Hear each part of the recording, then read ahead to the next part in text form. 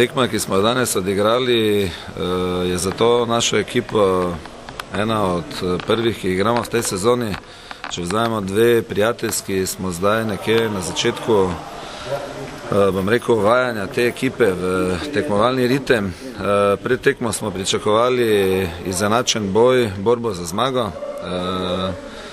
Nasprotnik, domača ekipa, se je pokazal kot čvrsta in, bom rekel, nekateri igralci borbena in izkušena za to tretjo ligo. Tako da smo na koncu ostali, bom rekel, na razdalji, ki nam ni omogočala borbe za zmago, vendar gremo naprej. Vaša ambicija v tej sezoni?